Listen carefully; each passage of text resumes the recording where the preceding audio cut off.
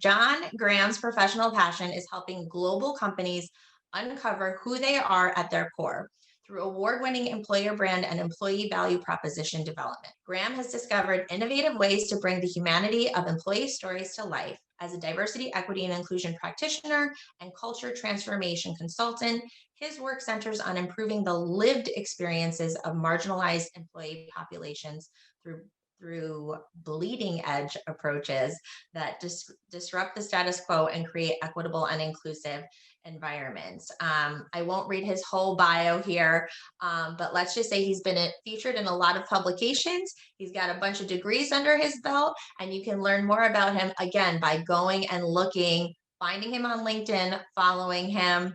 And if you're in Clubhouse, also following him there, because he's always a part of great conversations.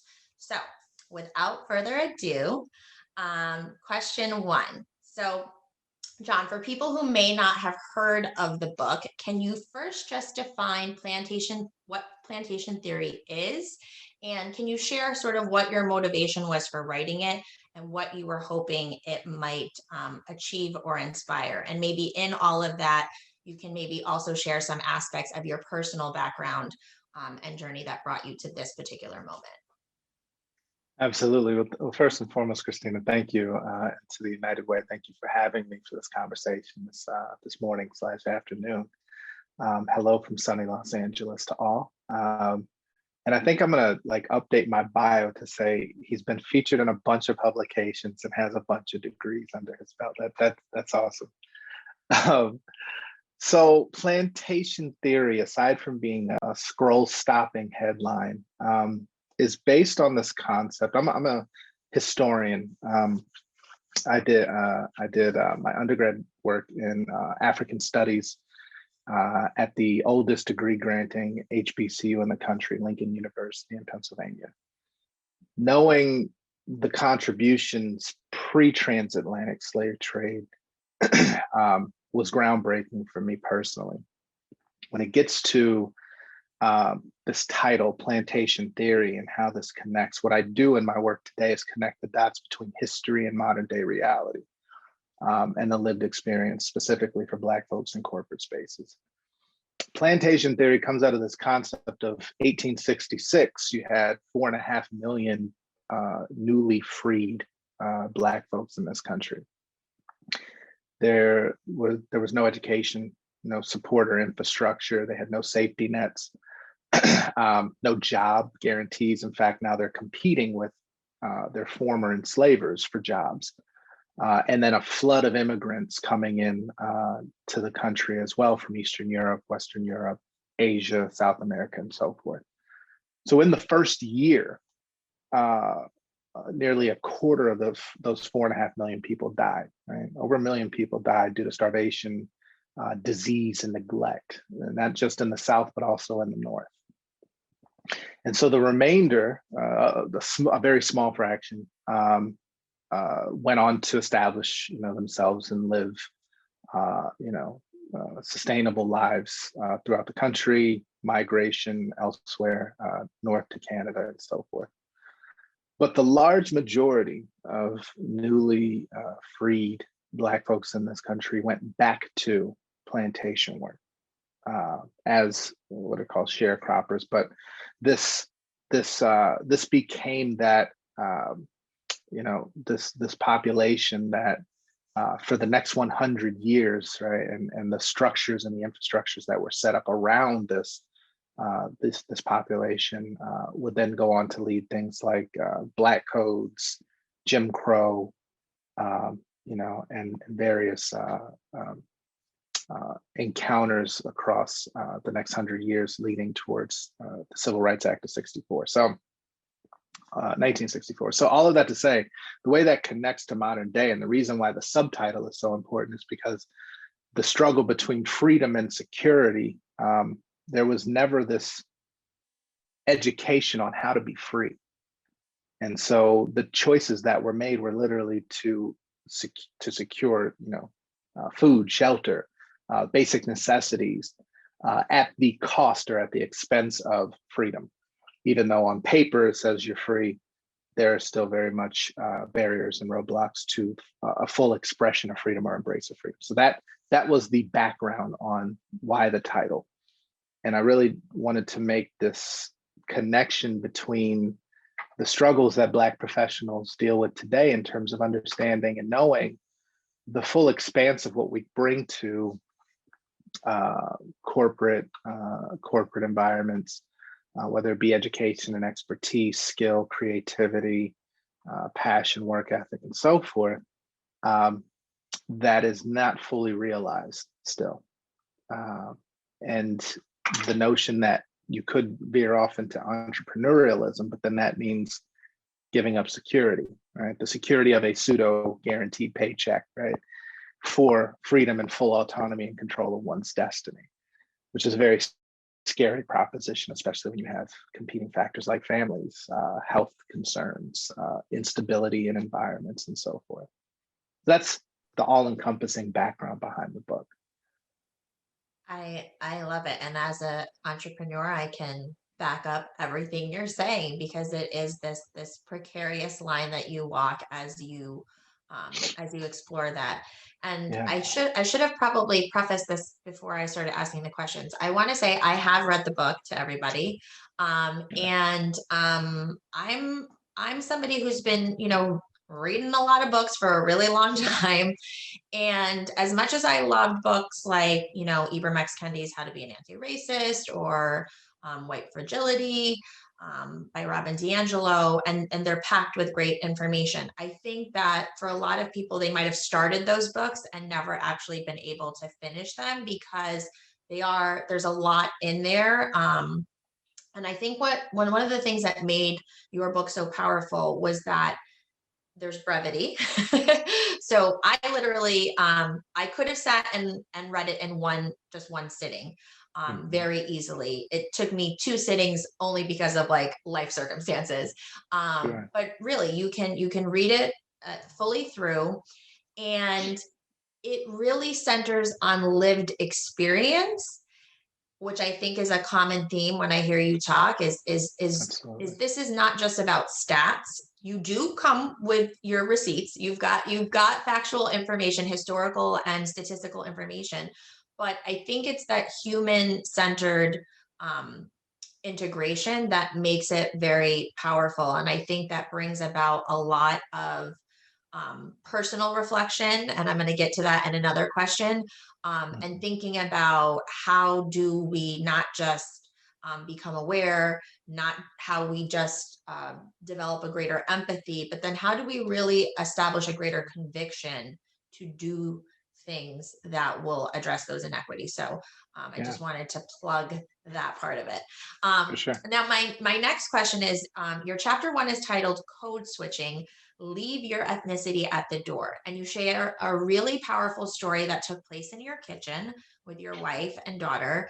And I was hoping you wouldn't mind sharing that story and how that relates to code switching, as well as sort of the perceived need for code switching and the impact of that to Black professionals. Yeah, for sure. So so that story specifically, without spoiling everything for those who are going to read the book, my daughter at the time was 7. She's now 8 now. So I asked my wife a question that stopped her dead in her tracks, and she didn't know how to answer. And so my wife came to me and told me what the question was, and I'm just like, tell her the truth. And so my wife was like, yeah, you're gonna have to do that one. But the question that my daughter asked my wife was, Mommy, why do you change the way you talk when you call the doctor's office and the school? And my daughter at 7 years old could understand the difference between how my wife spoke, in relaxed environments with family at home and so forth, versus when she would call, different establishments. And so my wife couldn't answer it. And so I told my daughter the truth. And the reality is, I said, well, sweetie, Mommy changes her voice when she calls the doctor in the school, because that's how you make white people feel comfortable. And it's a harsh statement, and it might be hard for people to hear, but that is a reality. That is why code switching is not only a necessity, but it's a survival tactic. code switching, if you're not familiar with the concept, is the switching back and forth between code or language, and alternating depending on the scenario, environment, audience, and so forth. Not relegated only to Black folks. People in different classes do it, right? You see this happen with lower socioeconomics and wealthy class. You see it with different ethnicities and accents, or dress and attire, and people changing or conforming to a dominant culture norm so as to de-otherize or lessen the visible or audible traits of being different. However, in the US context, code switching for Black folks is a prerequisite. And I talk about some other personal stories where, how I sounded on the phone for a pre-screening or interview versus when I showed up, and the shock on the face of the woman I interviewed with when she didn't associate the way I look with the voice that I had. And talking more in depth about how code switching can, in some cases, become a liability, or a bait and switch. So it's a tough concept to have to explain to a 7-year-old. My 9-year-old son at the time was listening to the whole story, but these are the things that unfortunately we have to prepare our children for as they enter into the world, and at least give them context as to why there's a difference. So yeah, I mean, it's a tough way to open the book, but I think it sets the tone for what the reader is going to experience going forward as well.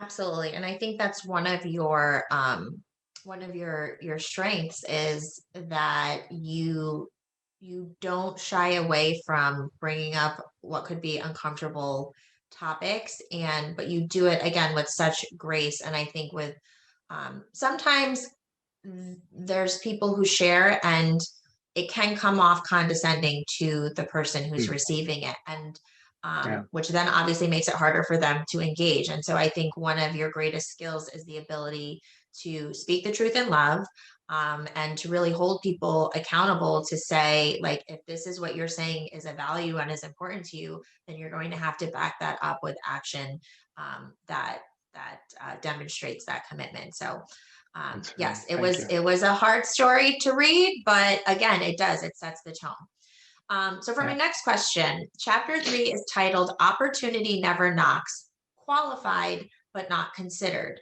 You cite the statistic that as of July 2020, there are only 4 Black CEOs in the Fortune 500 ranked companies. And so that would give Black people a 0.6% chance of becoming a CEO of a major company. So I was hoping you wouldn't mind maybe unpacking that for us. Like, what do those stats really say? And then how does that affect everyone, really, not just, Black people? Yeah. Interestingly, at the time, there were 4. As of July of 2021, there's only 3. Right, so the numbers are even down further. And I think if you put this into context, Fortune magazine has been doing the Fortune 500 for about 66 years. In that time span, there's been about 1,800 total CEOs that were heading up these companies. So in 66 years and 1,800 possible CEOs, there have only been 19 Black CEOs. And as far as Black women is concerned, that number is even lower. And so that sends a lot of signals, right? It tells you a lot. One of the things in White Fragility, Robin DiAngelo's book that she lists out is like the leadership demographics across many different industries, government agencies, and so forth. And it's like no lower than 80% white. Right, and male in most cases.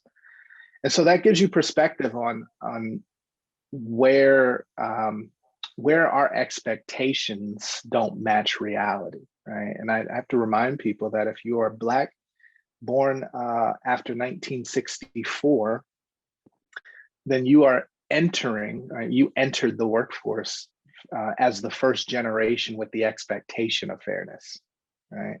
And that's only 57 years ago. So, in the span of time here, we're still very early in this journey of what it looks like to have access, to be able to or have opportunity to showcase our talents in full.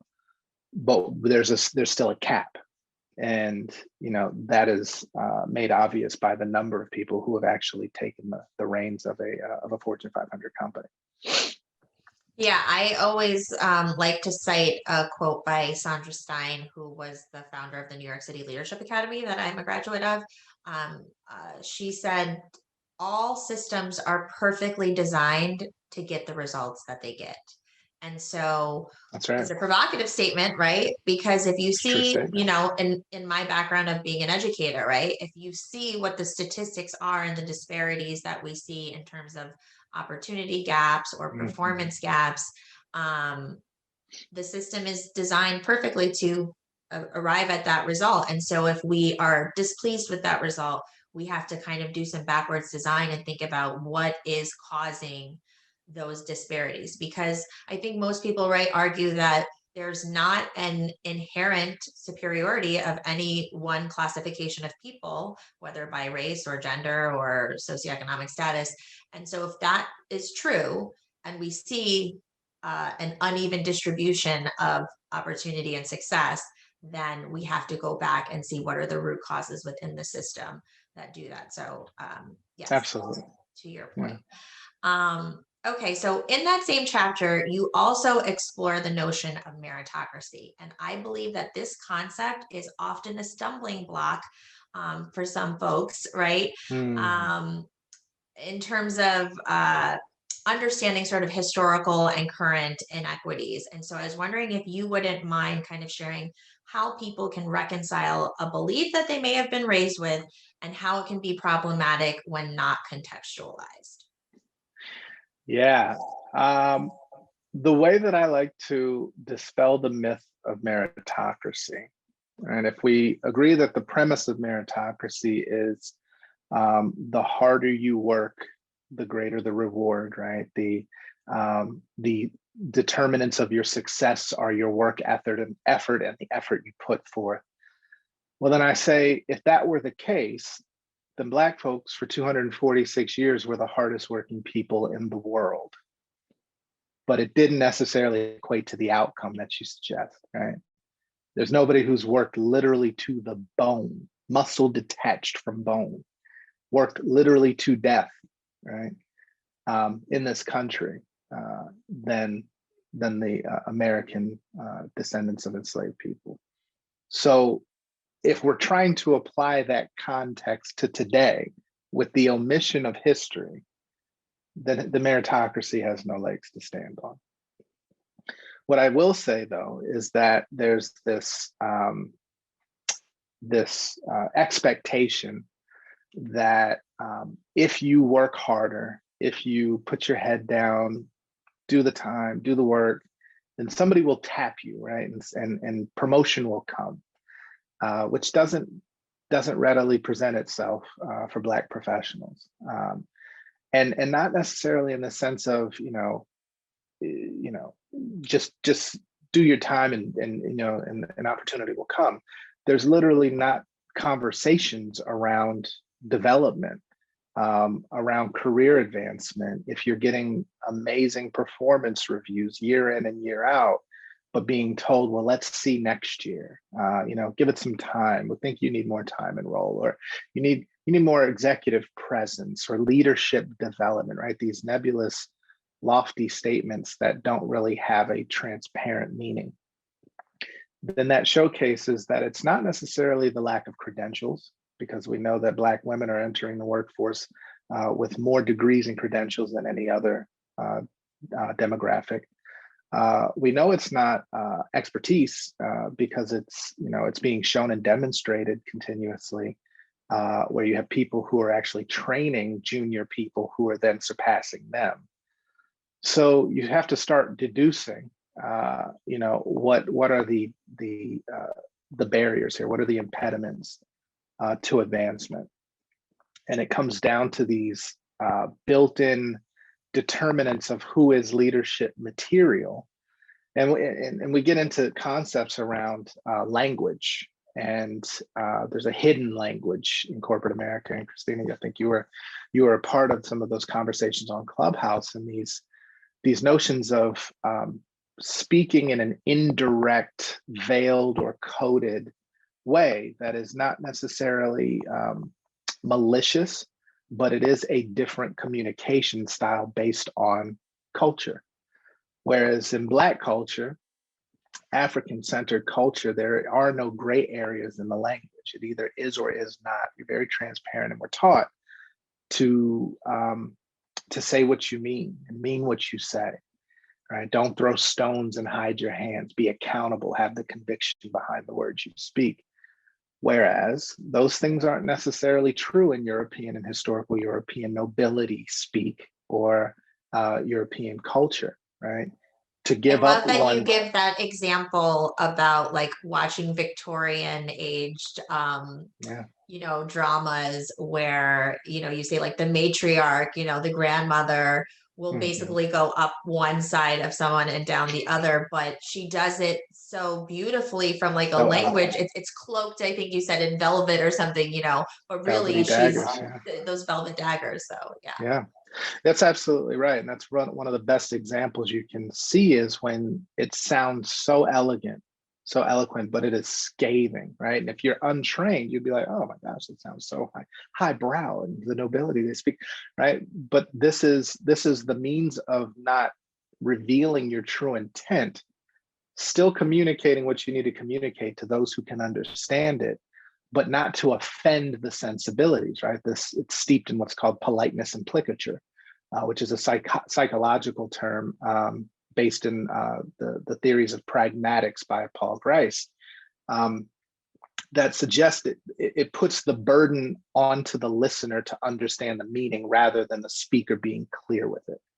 So if you come into a corporate scenario where this has not been your background, you have not had access or proximity to dominant culture, language, and communication styles, well, then you might hear something that's saying, go off, do this task, come back, and then we'll talk. You go do that task, come back, and they're like, well, I didn't say that. I said we talk. I didn't say you'd get a promotion, right? Or, put this in front of a few more people to get some consensus and feedback and so forth. Well, you do just that. You come back and they're like, yeah, who gave you the authorization to move forward? What we hear and what we say, there's 3 levels of conversation going on at all times. There's a psychological, a physical, and then there's a language, right? Most people aren't versed in that, but the dominant culture, this is ingrained. There were studies done that showcased 5-year-olds and 6-year-olds using implicatures, again, transferring burden onto the listener to avoid accountability and commitment on their statements at 5 years old. These were white children. And that showcases that this is normal language amongst family members, religious figures, sports coaches, teachers. It's reinforced societally. And if you are on the out group and you're entering in where dominant culture is the culture and leadership language is heavily steeped in this, then you are almost you're at a disadvantage from the get-go. So again, meritocracy was the catalyst here, but these are things that play into the context that's not understood nor discussed. And people aren't taught these things in school. If you went to an HBCU, you definitely didn't get it. If you went to an HWI, historically white institution, you had proximity and access to the language and the mannerisms and the values and the norms, but you're still on the out group. So you have an advantage in knowing how to play the game, I think, communicatively, but there are still other factors at play always. Thank you. That's I'm sure right now, again, that exploding brain emoji is definitely, if people had access to that, that's probably what they would be sharing. I think this is actually a good segue into, so I've heard you speak in several clubhouse rooms on the terms ally, accomplice, and abolitionist. And you refer to Yes. some of them in the book as well. So if you wouldn't mind sharing your own sort of definitions and distinctions, and why you choose to select the words that you do. Wow, great call out. I do not use the term ally, and I do not use the term accomplice. Ally, there is a very low bar to be an ally. And if you look at the word ally, just contextually, it's really to be a companion, to collaborate, right?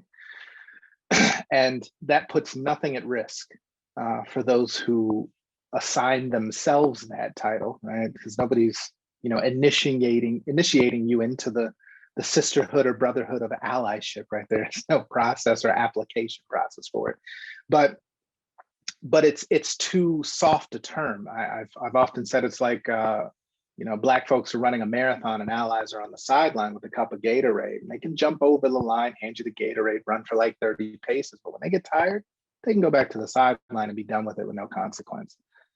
Accomplice, the very sound of that is triggering because it's associated with a criminal act, right? So my being is not criminal, and you participating is not indicting you into a criminal behavior, right? So let's get that one out of here. Abolitionist, that is a more appropriate word for what we're asking.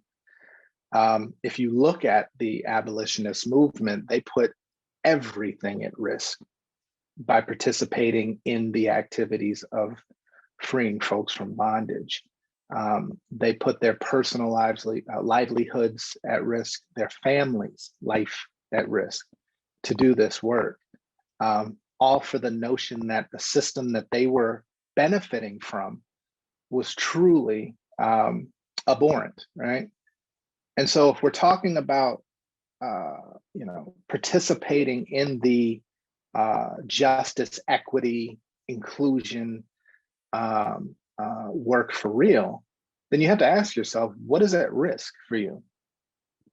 What are you? A lot of times people ask me, well, John, what can we do? And my response is, well, what are you willing to do? And that should be the question you ask yourself before you ask anybody, what can you do? Your capability is determined by you. I can't tell you what you can or cannot do. I'll ask you, what are you willing to do? And how will you step in and leverage your privilege, entitlement, access, and proximity to power to truly do what's right where injustice or inequity exists? Yeah, I mean, I think your answer highlights really the prerequisite of sacrifice, right? So when you are outside of a marginalized community that you are claiming you want to help advance their issues, it's impossible to not sacrifice something. So whether that's sacrificing a title, whether that's sacrificing your reputation, right? Because, that's not going to please everyone. And so are you willing to be on the other side of someone's, bad side, if you will, because you are fighting for what's right? And so I think, again, you make it clear that some lines have to be drawn, and it's your choice to cross over to the side that you want to be on. Let me add a few things to that, Christina. So I recognize that in the historical record, there is no reference point for a dominant culture ceding its power willingly, right? Nobody was like, you know what, we're good, we've got enough, we've dominated the world, here, you take some too. Never happened. It has never happened. But so there's not without force. Let me just say that. So I'm not suggesting that we all, rise up together and take it down.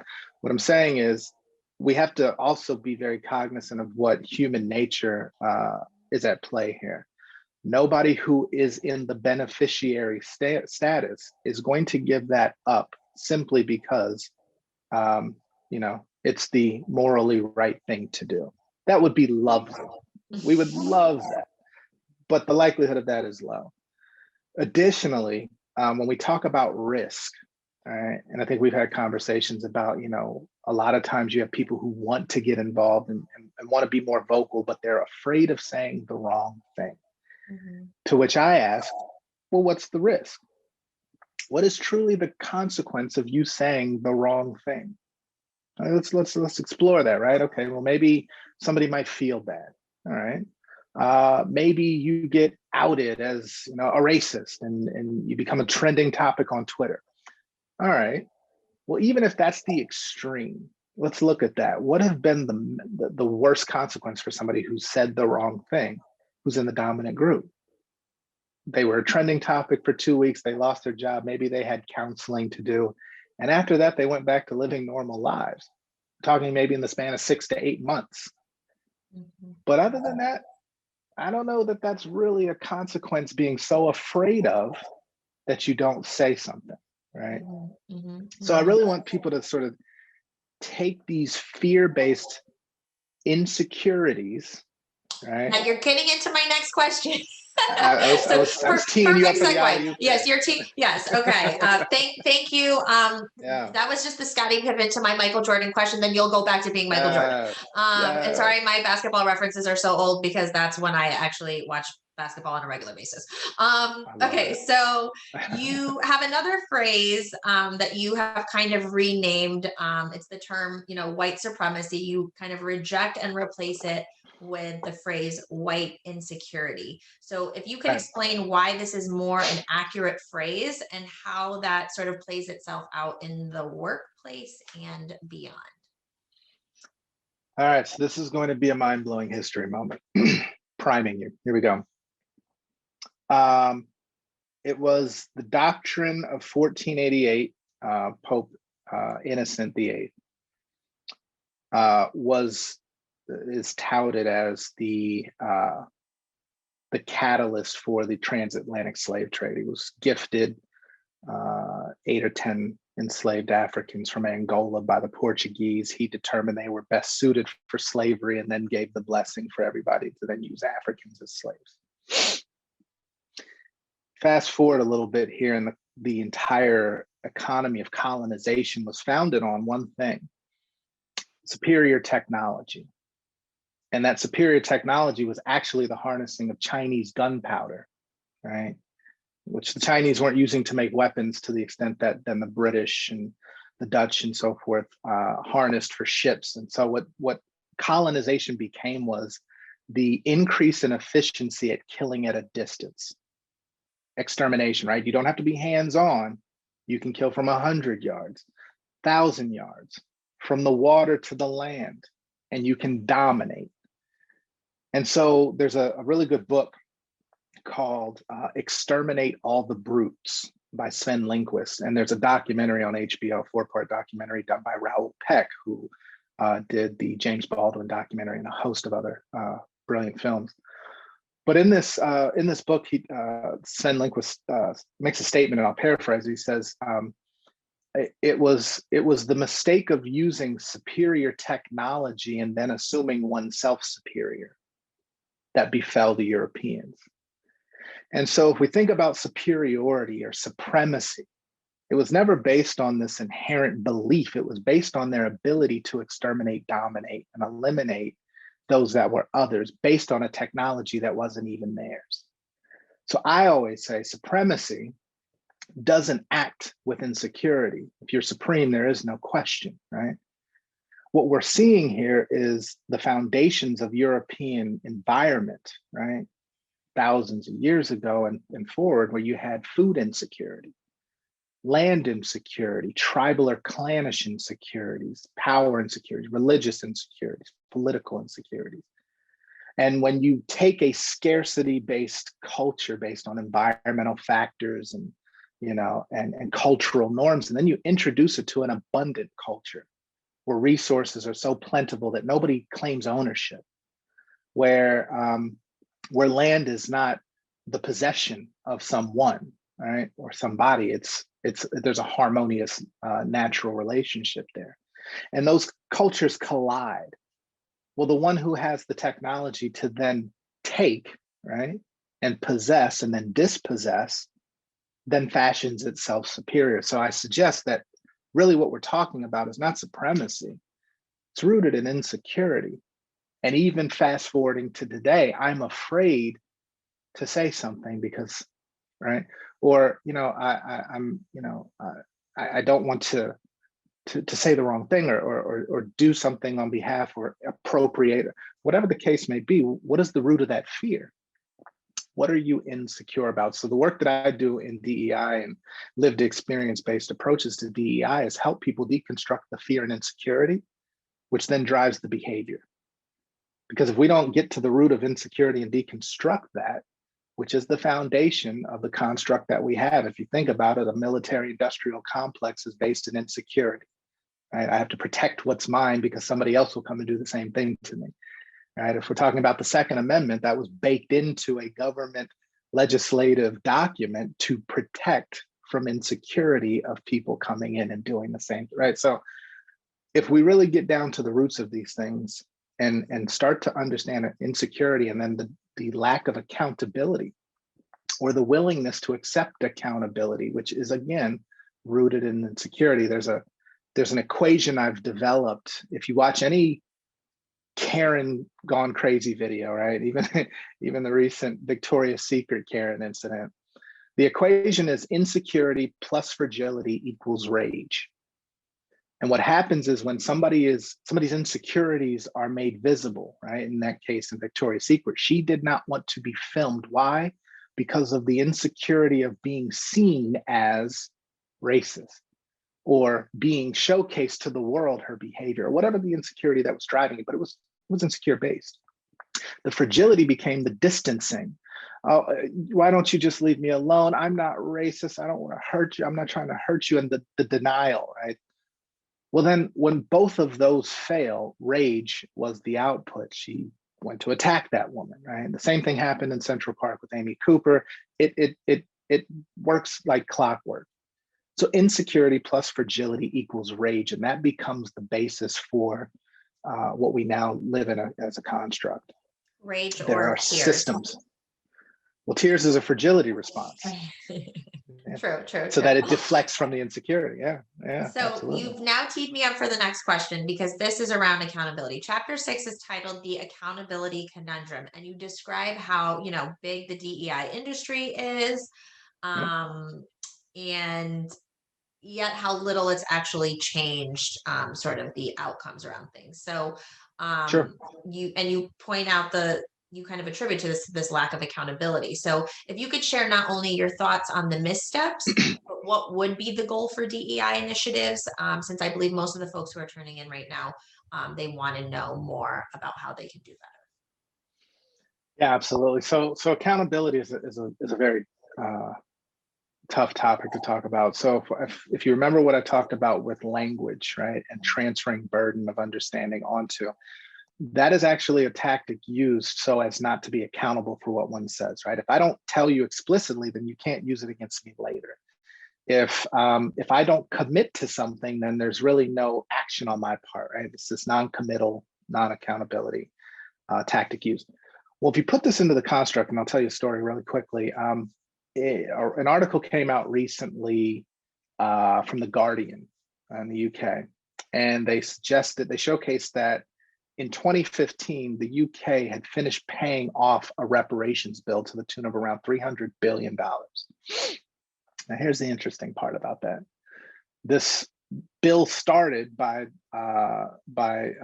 London taking out a loan from private banks in 1837, I want to say.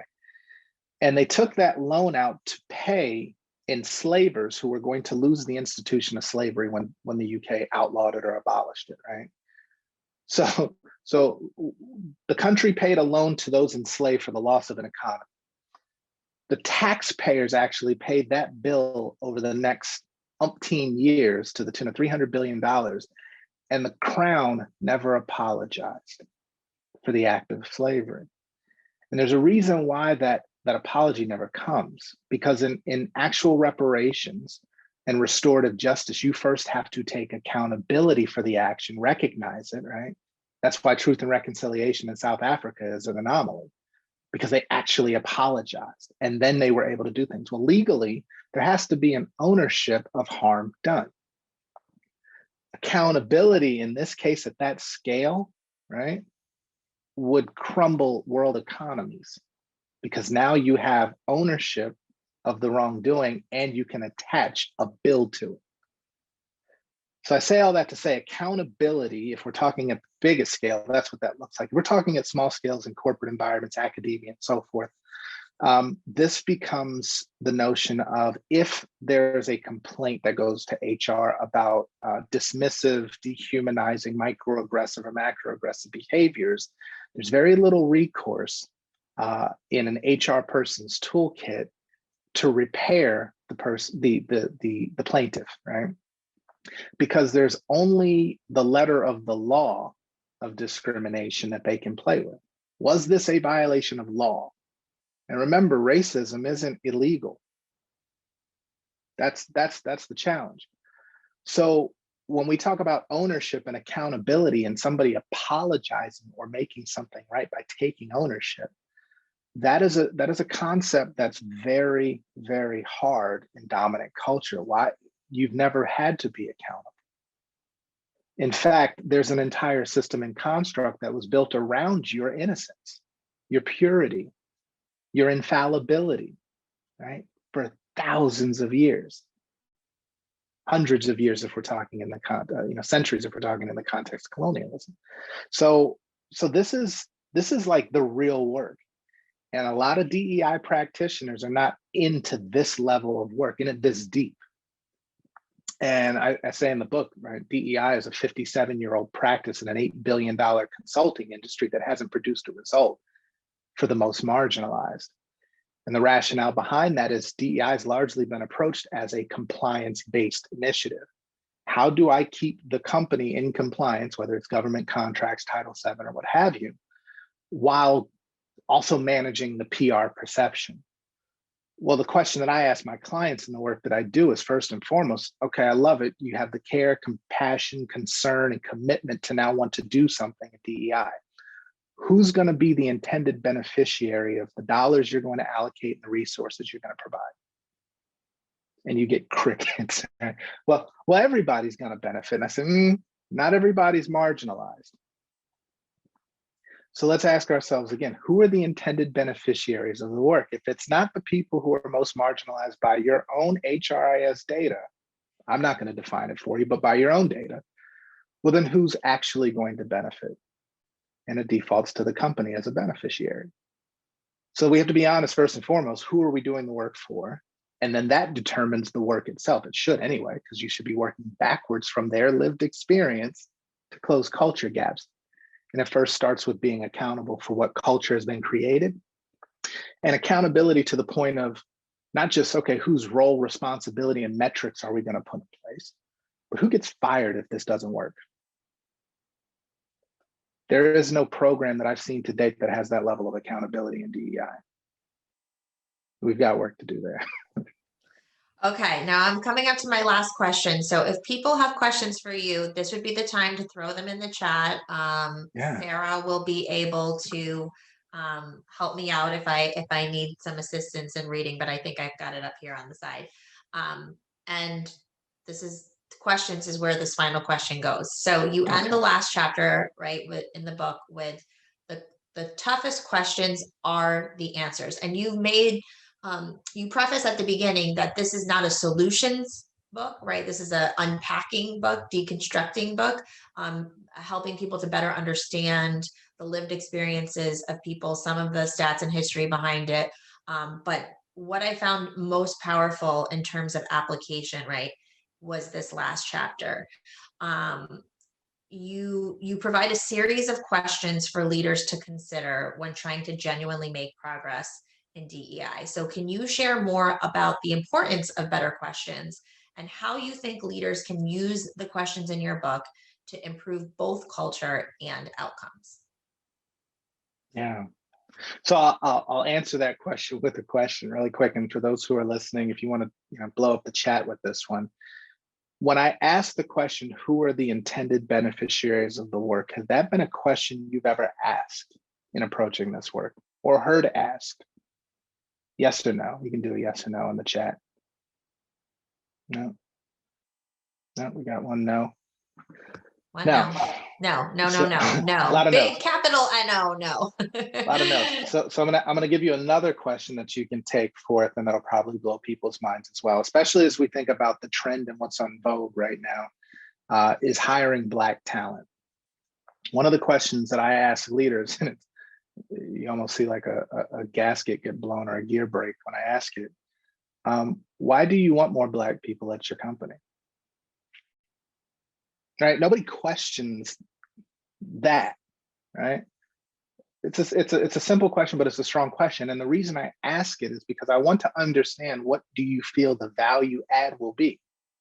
You say diversity matters, it's important. We need to hire more Black talent based on our numbers. We've looked at the data, we are underrepresented in these areas. Cool. What will having more Black people in your company do? Why do you want them? So usually that answer comes, there is no answer on that end. What I suggest though is that representation does not equal inclusion. Full stop. Secondly, adding more bodies to a burning building doesn't put out fires. All right. So we have to look at the fact that we're still trying to out-hire bad cultures. And if you don't have your existing staff or your employees, telling everybody they know they've got to join them at this company, right? Inviting their networks to join them. And you have to ask yourself, why is that? So, the reason why the last chapter is really about, questions becoming the answers is because I truly believe, if we ask better questions, we'll arrive at better solutions. Right now, I'm not hearing a lot of great questions when it comes to this work. I see people starting with what, then rushing to how, but never asking why. And why is the hardest work, because now you have to reconcile with history. And if you were educated in this country, sorry, you have a deficient history education. And it's not by accident. And it's probably another alley-oop, a CRT and 1619 project are the headlines. So I'll save that one. I'll save that one. I'll stay offended. No. This is great. I mean, again, educator hat on right now. When I was in the classroom, when I was leading a building, right, it was always like the questions we ask about the problems we are trying to solve are going to determine the solutions we ultimately come up with. So the asking of the right questions is the first foundational step. And again, for those of you who might be at a loss on where to start with those questions, literally so many questions at the end of the book that can get you there. And I think I appreciate that it's not a solutions oriented. I shouldn't say it's not that it's solutions oriented, but it's not promising solutions. It's basically saying you have to look at your individual organization, because where things fall through the cracks in one is not going to be the same as where it falls through the cracks somewhere else. And it's, again, it starts with being able to be honest and vulnerable about where you are.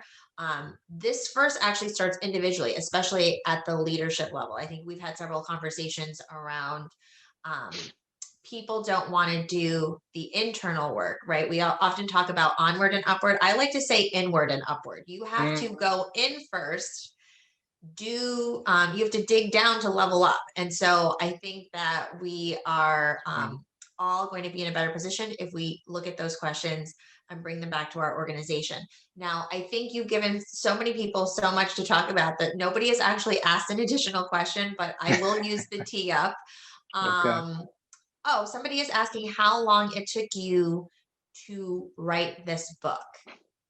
My entire life. No, interestingly enough, I started with the outline of the book, and the book actually started with a framework based on a documentary that I was doing within a corporation. It's actually something we offer to our clients as a part of their culture strategy. But the documentary was going to be called Switched, and it was about code switching, but it was also about a host of topics, which, funny enough, the book chapter outline became, or the documentary outline became the chapters of each in the book. So I started that in October of 2019. And I was like, okay, I'm here and there, I piecemeal it. And then as, I would do a little bit here and there, and then probably around May of 2020, it just started happening. And I started the day after George Floyd was murdered by writing an article, or the week after, writing an article on LinkedIn it's called the Ally series.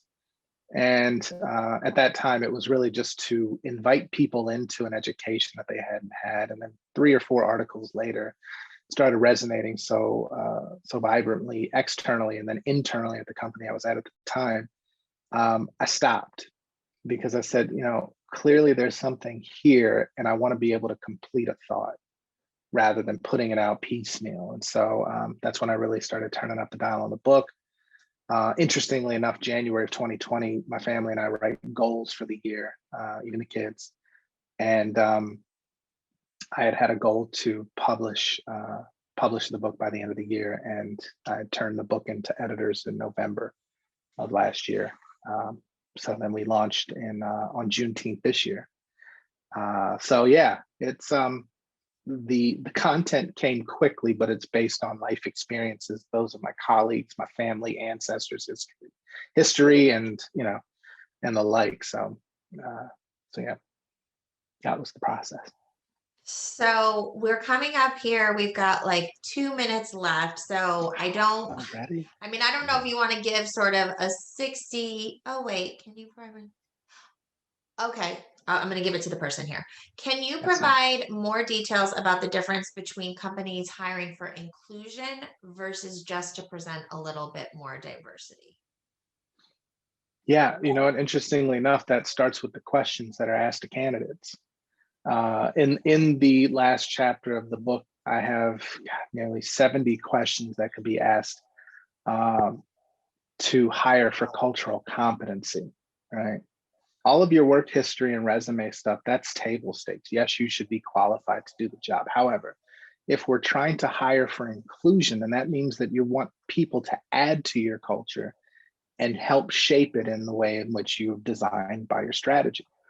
So if you're not asking people who are coming in for leadership roles things like, well, what have you done to educate yourself on the various cultures that you might be managing?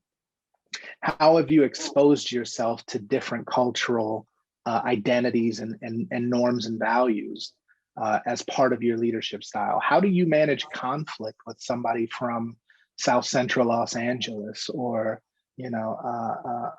Brownsville, New York? Making it very specific. There. God bless you. So if we're not asking better questions, then you're likely to repeat or propagate status quo thinking, behavior, and outcomes.